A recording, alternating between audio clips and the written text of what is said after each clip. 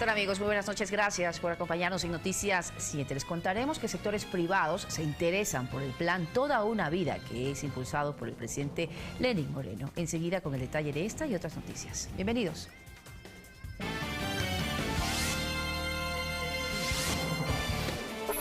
La Junta de Beneficencia apoyará el plan Toda una Vida, tras histórica reunión con el presidente Moreno.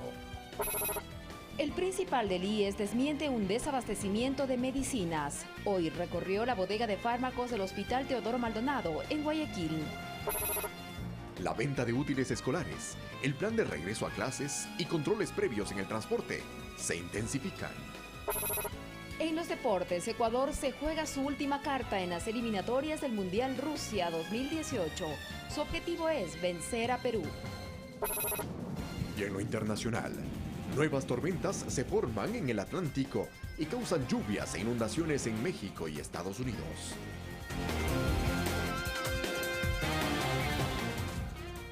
Aquí iniciamos. Definir estrategias de trabajo conjunto fue el propósito de la reunión que mantuvieron el presidente Lenín Moreno con los representantes de los sectores de la salud y también de la construcción. La idea es lograr la participación activa del sector privado en planes de interés social. Ambos encuentros fueron desarrollados en el despacho presidencial del Gobierno Zonal del Litoral. El primero con directivos de la Junta de Beneficencia de Guayaquil para definir estrategias conjuntas. Ustedes han ayudado a que el gobierno de esta década, que ha trabajado tanto por el ser humano, se tenga la posibilidad de aproximarse por lo menos a esas 2 camas por cada 1000 habitantes que se necesita para cumplir con los parámetros de Naciones Unidas. Uno de los temas abordados durante la cita fue el mecanismo de pago por la atención privada que reciben los pacientes del sistema público de salud. Más o menos son $5 millones mensuales que el Ministerio de Salud Pública le reconoce a la Junta de Beneficencia. Por supuesto que media un espacio de tiempo entre que se da el servicio y se da el pago. Y eso es lo que queremos hacer lo más corto posible para que la Junta reciba los recursos casi que inmediatamente después de haber dado la atención. Mediante este trabajo articulado, esperan ser parte del plan Toda una Vida. Somos su aliado estratégico, presidente. Más tarde, los representantes del sector de la construcción plantearon sus propuestas. Una de ellas, revisar la ley de plusvalía. Cómo modificar la ley de tal manera de quitarle ese efecto perverso a nuestra actividad, pero sobre todo al deseo y anhelo de los ecuatorianos de adquirir una vivienda. Desde el Estado se trabaja en incentivos para que dicho sector participe activamente del programa Casa para Todos. No está ni se va a contraponer contra el Código de la Producción, pero tenemos que darles incentivos puntuales para este nivel de vivienda que es de interés social. Jocelyn de Mera, Ecuador TV. Y en un pronunciamiento público, los integrantes del movimiento de izquierda revolucionaria expresaron su respaldo a la iniciativa de convocar a una consulta popular que hizo el mandatario Lenín Moreno. Aunque para ellos es indispensable, en el marco del diálogo nacional, debatir sobre estos temas de interés nacional que podrían ser consultados a la ciudadanía. Es discrecional la potestad del compañero presidente de la presidencia hacer el llamado a consulta popular. Y me parece que sí hay temas que podríamos discutir, evidentemente, porque la consulta es una herramienta de política para ir midiendo estos niveles de gobernanza. Y está bien que se la plantee. Lo que tenemos que discutir es qué vamos a preguntar, cuál es el propósito, cuál es el objetivo, y tendrá todo el apoyo necesario del MIR y de nuestros compañeros. Y las bodegas del Hospital Teodoro Maldonado, al sur de Guayaquil, están abastecidas con medicamentos. Así lo constató en un recorrido el presidente del directorio del Instituto Ecuatoriano de Seguridad Social, Richard Espinosa. Esto mientras una paciente de cáncer pronto tendrá 1 año esperando un fármaco que no consta en el listado del IES. Con el propósito de constatar el abastecimiento de medicamentos en la farmacia y bodega del Hospital Teodoro Maldonado Carbo en Guayaquil, el presidente del Consejo Directivo del IES, Richard Espinosa, recorrió las instalaciones. Muchas cosas se dicen, lo mejor es no me crean a mí, no necesariamente le crean a cualquier persona que por ahí dice cualquier cosa, verifíquenlo por ustedes mismos. Según se informó, solo en fármacos en este hospital existe una inversión de 54 millones de dólares y otros 33 millones en suministros médicos. Espinosa se refirió a la existencia del 100% de medicamentos pertenecientes al cuadro básico, que incluye 787 tipos para el tratamiento de enfermedades denominadas como catastróficas, cáncer, crónicas, raras o huérfanas. El factor 8, perdón, sí. Lo que les decía, parte del cuadro básico, miren ustedes, cuesta $800 la ampollita y está dentro del cuadro básico, lo tenemos disponible. Con relación a las denuncias y acciones judiciales emprendidas para exigir medicación de determinada dolencia, explicaron las autoridades médicas del Instituto Ecuatoriano de Seguridad Social que existe un sistema regulado por el Ministerio de Salud. Y obviamente toda esta medicación que nosotros hemos pedido como IES, que se incluye en el cuadro básico, así como lo han hecho el resto de participantes de la red, son medicamentos que tienen eficacia probada. De farmacéuticas que tratan de hacerse millonarios a costa de generar falsas expectativas en los pacientes. Por poco no decirles que van a vivir 100 años más, por poco, con tal de vender su medicamento, su marca, su medicamento. Espinosa manifestó que se mejoran las gestiones para que sea más efectiva tanto la cobertura médica sin límite como la disposición de fármacos para los pacientes, cuyas inquietudes y reclamos también se acogen. Mirta Carrillo, Ecuador TV.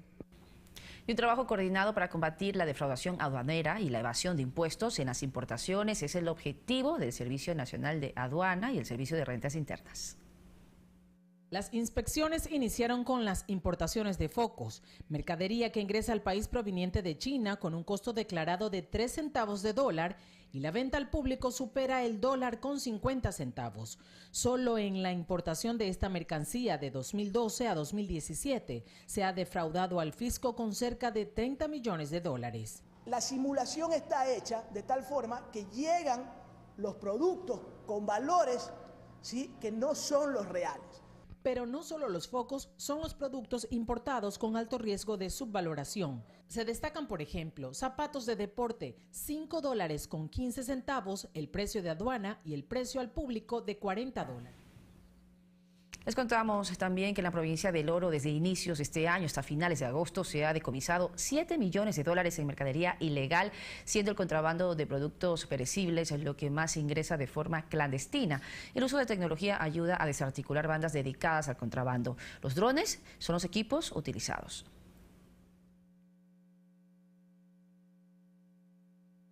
Para evitar la pesca ilegal en Galápagos, Armada Nacional va a extender hasta noviembre los controles en la zona económica exclusiva insular, mientras que gran parte de la flota china abandonó las proximidades del archipiélago y ahora se ubica en el sur del Pacífico. Ahora gran parte de la flota china se ubica en la zona sur del Pacífico, muy cerca del territorio peruano. Un grupo de aproximadamente 200 barcos se han reagrupado y dirigiéndose hacia el sur, alejándose sobre las 200 millas del límite de nuestra zona económica exclusiva. Una salida progresiva que comenzó el pasado fin de semana, luego de la detección del barco asiático Fuyuan Yuleng en la reserva marina del archipiélago y de otras 300 embarcaciones en las proximidades de la zona económica exclusiva. Puntualmente, en el informe que ha emitido el Ministerio del Ambiente, resaltan la presencia de más de 6.000 tiburones. Todas estas especies están listadas por la UICN como vulnerables. En los próximos días, el buque Chimborazo se sumará a los controles que ejecutará personal de la Armada del Ecuador para facilitar las labores en alta mar. Ya las unidades no tendrán que venir a reabastecerse en el puerto, sino que recibirán el reabastecimiento en la mar para que puedan permanecer más tiempo vigilando, y la operación está contemplada hasta el 30 de noviembre, desde el 26 de agosto hasta el 30 de noviembre. Son cerca de 500 las personas encargadas de realizar dichas operaciones, pese a que la institución tiene otras preocupaciones. Aparte de ello, tenemos actividades que controlar, como por ejemplo el narcotráfico, ejerciendo el control en la parte continental, en el sector de Esmeraldas, Manabí. Por otro lado, Lorena Tapia, ministra del Gobierno de Galápagos, indicó haber solicitado a organismos internacionales fijar más medidas para la conservación de especies en riesgo. Jocelyn de Mera, Ecuador TV. Momento de hacer nuestra primera pausa. Regresar les contaremos qué sucedió con las versiones que estaban previstas a recetar la Fiscalía de parte de representantes de Odebrecht. Ya regresamos.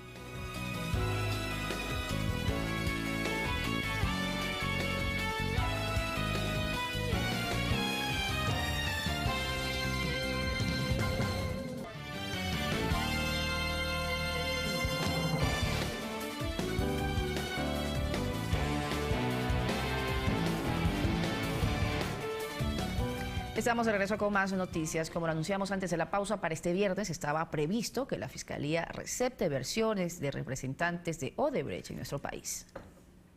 Esto con el afán de conocer si la empresa brasileña sigue operando en el país, recordando que Odebrecht forma parte del consorcio que está a cargo de la construcción del Metro de Quito. El contrato que lo hizo la empresa Metro Quito es con el consorcio Acciona Odebrecht.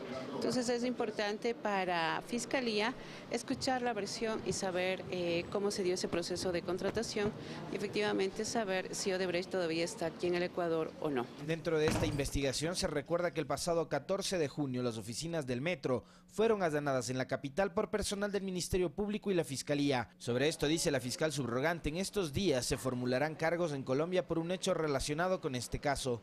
El 20 de septiembre allá en Medellín, el fiscal de Colombia ya va a formular cargos a una persona que era la encargada de la adjudicación de ese contrato. Las fiscalías de la región mantienen vigente el soporte a través de las asistencias penales. Sin embargo, insiste Moreno que es necesario que un equipo de fiscales de Ecuador viaje en los próximos días a Brasil, Estados Unidos y Panamá para seguir recopilando información. Conjuntamente con los investigadores de la Unidad Judicial de la Dirección General de Inteligencia, como digo, se ha solicitado ya la autorización al señor fiscal general para que nos permita viajar a los distintos países. Alexis Moncayo, Ecuador TV.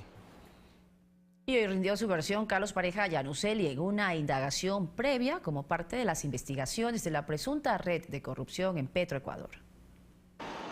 La diligencia se realizó en la cárcel número 4 de Quito, lugar en el cual Carlos Pareja Yanuseli cumple su condena de 5 años de prisión por el delito de cohecho, dentro de las investigaciones por la presunta red de corrupción al interior de Petroecuador, y lo hace desde el 11 de agosto anterior. A las 10 de la mañana ingresaron los abogados de la estatal petrolera, así como Reinaldo Zambrano, abogado de Pareja Yanuseli, y los funcionarios de la Fiscalía de Esmeraldas. Esta diligencia se efectuó para tomar la versión de Pareja en calidad de exministro de Hidrocarburos y exgerente de Petroecuador. Dicha investigación se originó por un informe de Contraloría sobre un contrato de la repotenciación de la refinería Esmeraldas con la compañía Multiservicios Baldi, cuyos propietarios serían familiares de Alex Bravo, también exgerente del estatal. Presuntamente, Carlos Pareja Yanuseli habría autorizado y firmado un convenio de pago a dicha empresa por aproximadamente $500.000. Según un informe pericial, la contratación de Multiservicios Baldi no habría estado sustentada técnicamente y tampoco se habrían analizado los valores por sus servicios. A las 12:30 salieron las autoridades sin ofrecer mayores detalles, a pesar que Pareja Yanuseli no ha firmado la cooperación eficaz con la Fiscalía. Su abogado dio a conocer que su defendido sí participó de la diligencia judicial. ¿Rindió la versión? Sí, pero no vamos a decir nada. La próxima semana, Carlos Pareja Yanuseli sería llamado a dar su versión en otros procesos sobre el caso Petroecuador. Olga Velasco, Ecuador TV. Cuestionamientos a las atribuciones del nuevo Consejo Consultivo, Productivo y Tributario fueron expuestas por el vicepresidente Jorge Glass en una entrevista radial. En ese marco, Glass dijo que ya no se siente parte del actual gobierno. Seguiré evaluando políticas públicas y, ¿por qué no, proponiendo políticas públicas al gobierno nacional? Ya no soy parte de este gobierno, pero en todo caso es el mundo al revés. Y en mi caso particular, yo tengo mis funciones constitucionales, que no me las puede quitar el presidente, ni nadie, porque yo fui elegido por el pueblo en binomio, en papeleta. Yo soy el vicepresidente constitucional de la República. Y para este miércoles 6 de septiembre, la Fiscalía General tiene previsto presentar la acusación en contra de Pedro Delgado, expresidente del Banco Central del Ecuador, por el delito de enriquecimiento ilícito. El exfuncionario se encuentra en Miami, Estados Unidos, en calidad de prófugo de la justicia. La audiencia preparatoria de juicio en la que la Fiscalía sustentará la acusación en contra del procesado Pedro Miguel Delgado Campaña, exfuncionario del anterior gobierno, se realizará este miércoles a las 14:45 en la Corte Nacional de Justicia. Al expresidente del Banco Central del Ecuador se lo investiga ahora por el delito de enriquecimiento ilícito al no justificar la tenencia de $1 millón. Recordemos que el 10 de noviembre de 2011, Pedro Delgado asumió la presidencia del directorio del Banco Central. Las denuncias en su contra por supuestos actos de corrupción empezaron en agosto de 2012. Por ejemplo, la cadena latina Univisión reveló en un reportaje que Pedro Delgado había comprado una casa en Miami por $385,000. Los cuestionamientos en nuestro país giraron en torno a la procedencia del dinero para adquirir dicho inmueble. Un mes después, es decir, en septiembre, se reveló que Pedro Delgado no tenía el título de economista, tal como se hacía pasar. Este fue su primer proceso judicial. Se lo investigó por el delito de uso doloso de documento falso. El segundo proceso fue entablado en 2013. A Pedro Delgado se lo indagó por la concesión del préstamo por $800,000 de manera irregular al argentino Gastón Dossac por parte del Banco COFIEC. Recordemos que dicha entidad financiera estaba administrada por la Unidad de Gestión y Ejecución del Derecho Público UGEDEP, la misma que la presidía Delgado. En abril de 2016, la Corte Nacional de Justicia lo sentenció a 8 años de prisión por el delito de peculado bancario en el caso COFIEC. La Fiscalía demostró que Delgado había influenciado para favorecer a Gastón Dossac. Sin embargo, esta sentencia no puso fin a las investigaciones en dicho proceso. La Fiscalía impuso 2 indagaciones más. En una de ellas, se analizaron 30 préstamos concedidos entre noviembre y diciembre del 2011, en las que habría sospechas de perjuicio al Estado por $1.3 millones. Y la segunda tiene relación a un presunto lavado de activos, y así determinar el destino de los $800,000 que se entregaron a Dossac. En mayo pasado, el fiscal general de la Nación, Carlos Vaca Mancheno, solicitó a la Corte Nacional de Justicia que define una fecha para la audiencia de formulación de cargos en contra de Delgado, esta vez por enriquecimiento ilícito, un delito que según el Código Orgánico Integral Penal se sanciona hasta con 5 años de prisión. Carlos Flores, Ecuador TV. 26 mesas sectoriales se desarrollaron durante la fase de diálogos del Consejo Consultivo, Productivo y Tributario. Cerca de 1.600 personas presentaron sus propuestas, las cuales serán sistematizadas para ser entregadas al presidente de la República. Este viernes en Quito culminó su primera fase. El siguiente paso será la medición de impacto de todos los planteamientos presentados, aunque los más recurrentes desde el sector empresarial son la revisión de tributos, así como la eliminación de leyes, como es el caso de la plusvalía. Y desde la Central Única de Trabajadores de Azuay se realizan varias propuestas que principalmente apuntan hacia la libertad para poder formar sindicatos en las empresas privadas, mientras los trabajadores de la Corporación Eléctrica del Ecuador plantean que ya no existan normativas dispersas. Hoy en Cuenca se reunieron trabajadores de empresas públicas y privadas para formar parte de la construcción del nuevo Código Orgánico Integral Laboral. El ingeniero Carlos Tejada va a dirigir la gerencia de refinación de la empresa pública Petroecuador. Tejada es técnico en el sector hidrocarburífero nacional e internacional. Cuenta con 3 maestrías: ingeniería química, en sistemas y computación y en gestión integrada. Se desempeñó en varios cargos como subgerente de planificación de CP, gerente de operaciones y vicepresidente de Petroindustrial, gerente de operaciones y calidad de Veritas. Su más reciente cargo fue el de director ejecutivo de ISO y calidad, entre otros. También fue catedrático en la Universidad Central y en la Universidad de Guayaquil. El concurso para la renovación parcial de la Corte Nacional de Justicia entra en la fase de entrevistas, impugnación ciudadana y méritos. Las mismas que se van a desarrollar entre el miércoles 6 y el viernes 8 de septiembre de 2017 en el Centro de Formación de la Escuela de la Función Judicial, ubicado al norte de Quito. Mientras que el sábado, 9 de septiembre, se va a efectuar las entrevistas a quienes no comparecieron debido a casos de fuerza mayor debidamente justificados. La ciudadanía puede impugnar con fundamento y documentos a los aspirantes respecto a las faltas de probidad, también paralelamente desde el 6 al 15 de septiembre. Al regresar de la pausa, entérese de las ofertas en los útiles escolares, el operativo dispuesto por la Municipalidad Capitalina y la revisión vehicular a pocos días del retorno a clases. Cronograma de ingreso a clases 2017-2018, Sierra y Amazonía. 4 de septiembre, Bachillerato. 5 de septiembre, octavo, noveno y décimo de Educación General Básica. 6 de septiembre, quinto, sexto y séptimo de Básica.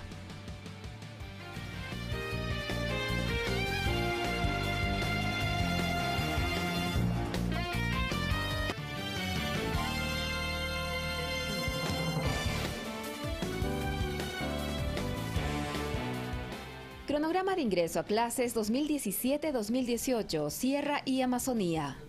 7 de septiembre, segundo, tercero y cuarto de Educación General Básica. 8 de septiembre, primero de Básica. 2 de octubre, inicial. Precisamente el plan Regreso a Clases Seguro del municipio de Quito fue ya presentado, el mismo que inicia este 4 y culmina el 30 de septiembre. El objetivo es precautelar la seguridad integral de los estudiantes. Un nuevo año lectivo inicia este 4 de septiembre en las regiones de la Sierra y Amazonía. Por ello, el municipio de Quito presentó un plan para la seguridad y la movilidad de los y las estudiantes. La campaña Te Queremos a Salvo. Esta campaña, como eje transversal, tiene 3 factores que vamos a poner en práctica desde esta semana. El primero, un estricto control para que haya seguridad vial. 2, control y monitoreo en la vía.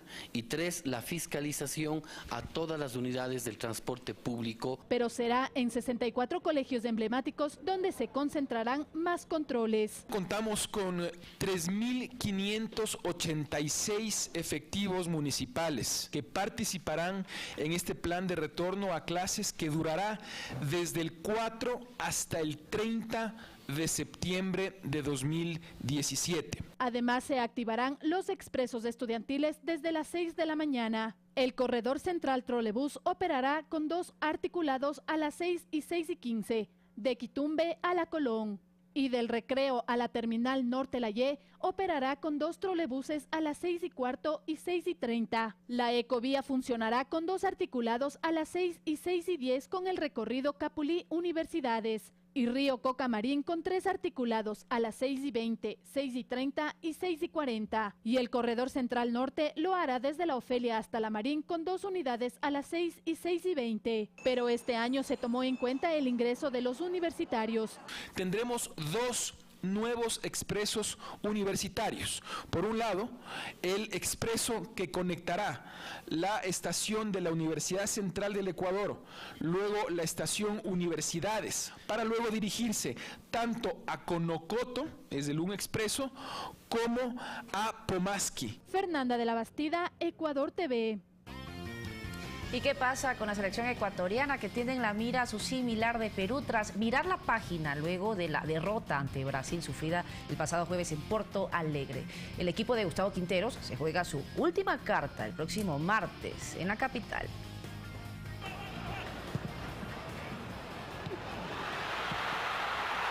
Tras la derrota sufrida en Brasil, el plantel dirigido por Gustavo Quinteros volvió al país en las primeras horas de este viernes, pensando solamente en cómo ganarle a la selección de Perú el próximo martes 5 de septiembre a las 16 horas en el Estadio Olímpico Atahualpa.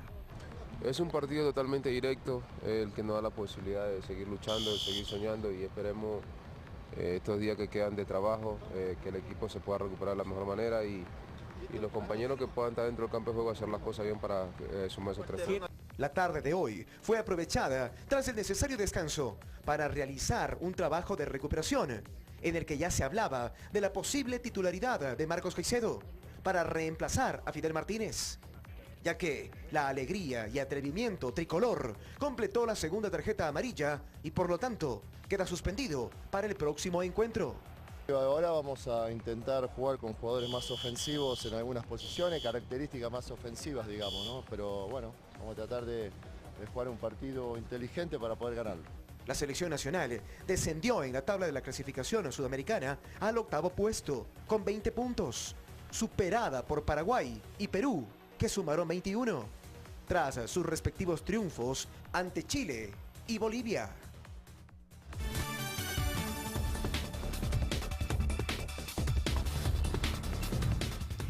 Y en las noticias del mundo les contamos que en Venezuela imputaron a la líder opositora Lilian Tintori por el dinero en efectivo incautado en su vehículo, mientras que nuevas tormentas se forman en el Atlántico y en el Pacífico, donde dejan 4 muertos en Baja California.